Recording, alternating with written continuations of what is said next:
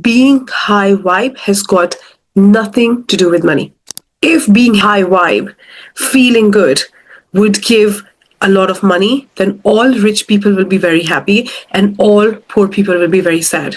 Jeff Bezos made the most amount of money when he was going through the divorce. Being happy or always having a good time has no correlation to attracting money. What has got an incredible correlation and very precise correlation is your wealth consciousness. How do you see yourself in regards to money? One of my clients, after doing this work, had this huge breakthrough, and he said, I just focused on being happy and didn't realize that I was walking every single day with so many limitations, so many limiting beliefs that I thought I am. But just because I was being happy, I thought I'm going to attract a lot of money. If you are holding on to a perception of you that is not equivalent to your most abundant self, being happy won't cut it. It's about increasing your vibration when it comes to money. And increasing your vibration for money is very, very different than just being happy or feeling good. When you're talking about your vibration with money, and that dictates your frequency of money, which brings money to you. Now, a lot of times you can be navigating very difficult things in your life. You can be going through a lot of things, or you can be very upset, and money still comes because money doesn't care. It is like, how do you see yourself? What are you consciously aware of your wealthy status in your mind? Imagine this, that you open your drawer, and while you're closing it, you just get your finger stuck in the drawer, and now it's really hurting, right? That doesn't mean in any way that you're going to lose money, because right now you're very sad and you're in a lot of pain. Similarly, if you lose your loved one and you are in grief, it wouldn't mean you're starting to lose money now. One of my clients said this to me, that every time I start being sad, I start losing money. And I know that it's my energy that is causing that.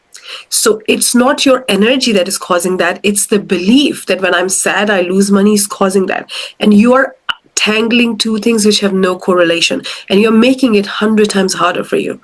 The new belief that I would love for you to try on is, whether I'm vibing high, that means you're happy and excited, or I'm vibing low, it doesn't matter, because I am the whole freaking vibe. I am the whole freaking vibe. That means that even when you are not as excited, you still are conscious of being wealthy. Even when you are sad or somebody hurt you, you are still conscious of being wealthy. Wealth is your natural state of being. You don't stop breathing, like you don't stop eating, like you don't stop doing the things that are a part of your identity. You don't stop brushing your teeth just because somebody hurt you. You don't stop drinking your tea or coffee, whatever you do, just because you're sad. You do all those things. Being happy has nothing to do with how much money you attract. Now, let's really dive into the wealth consciousness. What do I mean when it comes to vibing high with money? Vibing high with money means that you have this knowing that no matter what, I will always attract money. I have got access to infinite supply of money, and my bank account always tops itself up. And money always comes to me, even when you're spending money and you're already excited that it's coming back to you. I created this frequency and identity for myself, because every identity has a frequency. And it's not the momentarily thoughts that create your reality. Otherwise, every person would be a billionaire, because we can think and affirm being a billionaire all the time, but it's about the identity, what you're conscious of being. I created this beautiful identity of someone with a bottomless bank account. Every time I spend money, I receive double within 24 hours. And then when I was actually circulating money, I don't even say spend money, because you are just circulating. So when I was circulating money, I was already excited that the double amount of money it's on its way to me. And within 24 hours, it started happening, because I was holding that identity and that frequency. That is your wealth consciousness. Most rich people who are truly wealthy have this consciousness that if I lose it all, I can build it again. Why? Because they have this certainty and this knowing that I am rich, and nothing in the outside, no circumstance or nothing can take that identity away from you. Think of becoming a parent, right? When you became a parent, you became it. You cannot now say, oh, today I'm not a parent because I'm not feeling that good, or today it's a hard day so I'm not a parent. You are a parent no matter what. If I take you to the top of the mountain where you have nobody, you're still a parent. If you go in the middle of nowhere, you're still a parent, because this identity is now engraved in you. It's who you are. And that is the wealth consciousness that you want to develop, instead of trying to focus on just being happy. Being happy wouldn't give you more money. Being happy would help you attract more happiness, because you're on a frequency of happiness. It is really, really important to understand that what is your consciousness with money. It also means that having the identity of the person who see themselves very confident, who see themselves being really good at what they do, who see themselves commanding the prices that they really want to charge, who see themselves making an impact in whatever shape or form, who see themselves having a huge demand for what they do. There is a law of compensation which actually decreases your wealth consciousness, and you can always measure your wealth consciousness against this law. And if you are having a very high score, that means you have a very strong wealth consciousness, and whether you're happy or sad, you are the whole freaking money vibe. The law of compensation decrees that the amount of money an individual attracts in their life is directly proportional to the demand for what they do. If you believe that your work is important, if you believe that there is a huge demand for what you do, and if you see that and that's how you see yourself, you have got a very high score in the first parameter. As when it comes to me, I genuinely believe that there is a huge demand for what I do, because when people get to know themselves, when people get to know who they are, they calibrate their identity, they become a match for anything that they want. This work is so powerful, and every single person on this planet needs this work. There is incredible demand for what I do. Do you believe that about yourself? Let's score you.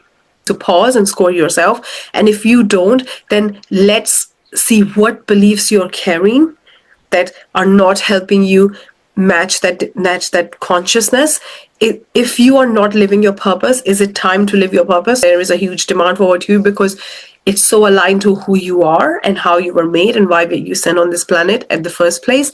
If you are just playing small because you see other people really smashing in your industry and in your expertise, but you are just a bit reluctant because you don't think that you have got what it takes, that's why you are dimming down the demand for what you do. What is it that where you are in this area? The second one is how good you are at doing it, how good you are at offering a service. Now, when I started this work, when I started my coaching business, I had the identity of someone who's trying to be a coach, someone who's trying to get clients, someone who's trying. I was putting what I really desired in the future, not yet energy, not yet frequency, not yet consciousness. And what I was saying was that there is, Iman, can you not watch reels and reduce the volume? I was putting myself in, it's going to happen in the future. I'm going there, but I'm not there.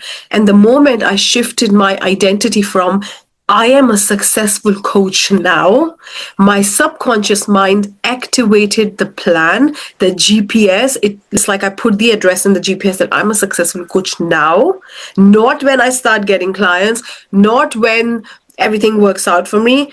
I am that person now. That's when it's unfolded for me. For me to be able to do that, I had to see myself incredibly good at what I do. Now the question could be that, but I'm not sure if I'm good at what I do. How do I build that identity if I haven't even got the proof? You will only see the proof when you go within and shift how you see you. You will not see the proof in the outside until you do go inside. The question is, what is your most successful, most abundant, incredible, out of this world masterpiece version of you? How would you describe that person? How would you see that person? And like Napoleon had said in Think and Grow Rich, if you hold that image and if you keep falling in love with that image, and if you start seeing yourself that way, and if you keep getting emotionally involved with that version of you, you keep focusing that, you keep shifting all the beliefs that are not aligned to that version, before you know it, you're going to become that version. I would recommend spending 30 minutes a day really carving out that person, either with writing or your imagination or by talking to yourself, but really being clear what that person is, what qualities and attributes that person will have, and what qualities and attributes that you have right now that that person won't have.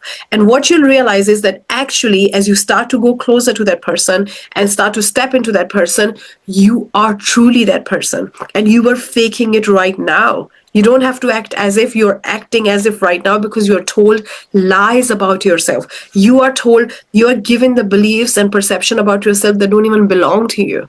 They're other people's perception on you, other people's projections on you. The way you see yourself as the grandest and the greatest version of you is truly who you are. It's about spending 30 minutes a day really knowing that person. Get to know yourself. Go and meet yourself, right? And the third score where you need to really score yourself is how easy it is to replace you.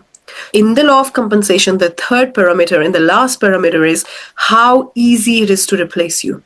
If it's really easy to replace you, that means anybody can do what you do, then you will always be compensated less. What are the jobs with the minimum wage? Somebody at the reception, somebody standing at the counter, somebody working in a till in the shopping mall, right?